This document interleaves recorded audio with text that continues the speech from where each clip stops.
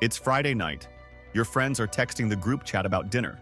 But instead of checking the menu, you're checking your banking app. You just got paid 48 hours ago and somehow the money is already gone. Rent took a bite, the car insurance took a chunk, and that little Amazon spree? Yeah, that finished it off. Does this sound familiar? If it does, you're not alone. Statistically, nearly 60% of people are living paycheck to paycheck. But here is the cold, hard truth. It isn't usually a not enough money problem. It's a no system problem. Today, we are breaking the cycle.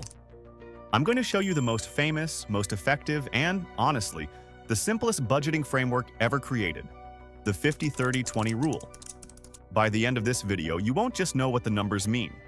You'll know exactly how to reorganize your bank account so you can breathe again, save for the future, and, yes, still buy that overpriced latte without feeling like a criminal. Most budgets fail because they are too restrictive. They tell you to stop spending money on everything fun. That's like a crash diet. You do it for 3 days, get miserable, and then eat a whole cake. The 50-30-20 rule is different. It was popularized by Senator Elizabeth Warren and her daughter, T.G. Warren, in their book All You're Worth. The genius of this rule is that it's proportional. Whether you make $30,000 a year or $300,000 a year, the math stays the same. Here is the core concept. Think of your income as a pie. We're going to slice it into 3 specific pieces: 50% for needs, 30% for wants, 20% for savings and debt repayment. Before we dive into the how, we have to talk about the what. And I mean, your after-tax income take-home pay equals gross salary minus taxes. If your employer deducts health insurance or 401k contributions before the money hits your bank, add those back in for a moment to get your true net, or just work with the number that hits your bank account every month. That is our starting line. Let's talk about the 50%. These are your needs. A need is anything that, if you didn't pay it, your life would significantly fall apart. We're talking rent or mortgage utilities, electricity, water, heat, basic groceries, not caviar, just fuel, transportation, car payment, gas or bus pass, minimum debt payments, the absolute bare minimum to keep the collectors away. Here is where people get stuck. They say, but my rent is 60% of my income. If your needs category is consistently over 50%, you are what economists call house poor or lifestyle inflated. This is the primary reason people live paycheck to paycheck. You've committed too much of your income to fixed costs. Remember, needs do not include Netflix. They do not include dining out. If you can live without it for a month without being evicted or starving, it's not a need. Now for the part everyone loves, the wants. The 50-30-20 rule is revolutionary because it requires you to spend money on yourself. This is the guilt-free category. Dining out with friends.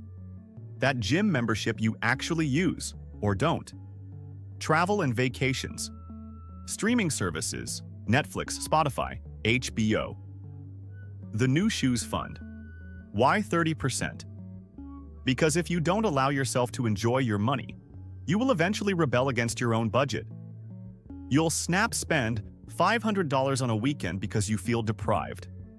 However, there's a trap here. In the age of subscription models, wants have a way of disguising themselves as needs. You need the internet. You want the 1 GB fiber optic speed. You need clothes. You want the designer label.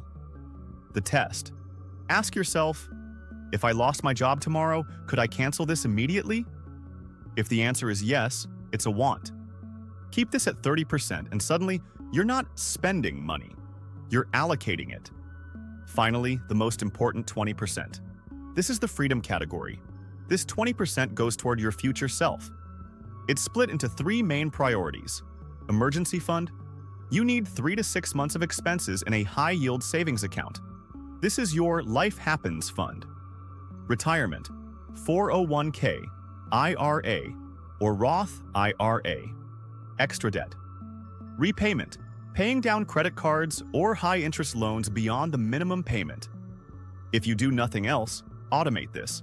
If you have to manually move this 20% every month, you won't do it. You'll see a sale at Best Buy and think, I'll just save 10% this month. No, set up a recurring transfer the day after you get paid. If you never see the money, you won't miss it. This 20% is how you stop being a slave to your paycheck and start becoming an owner of your time. Let's look at a quick example. Meet Sarah. Sarah brings home $4,000 a month after taxes. Category percentage amount. Needs 50% $2,000, rent, utilities, car, food. Wants 30% $1,200, dining, hobbies, subscriptions. Savings. 20% $800, emergency fund, investing. If Sarah follows this, in 1 year, she will have saved $9,600. That is the difference between a financial emergency, being a catastrophe, and it just being an inconvenience. The 50-30-20 rule isn't a cage, it's a map. It gives you permission to spend, the discipline to save, and the clarity to know exactly where your leaks are. If you're sitting there thinking, okay, I've got my 20% for savings, but where do I actually put the money so it grows? You're asking the right question. Saving is step 1. Investing is step 2. You don't need a degree in finance or a wall of monitors to build massive wealth. You just need a few set-it-and-forget-it assets that do the heavy lifting for you while you sleep. In my next video, I'm stripping away the jargon and showing you exactly what to buy. We're looking at the 3 best ETFs you need for a simple wealth-building portfolio. These 3 funds alone can take that 20% you're saving and turn it into a multi-million-dollar nest egg over time. Click your screen to watch that one next, and let's start building that portfolio. I'll see you there. Like and share the video. Subscribe to the channel for more investing videos like this.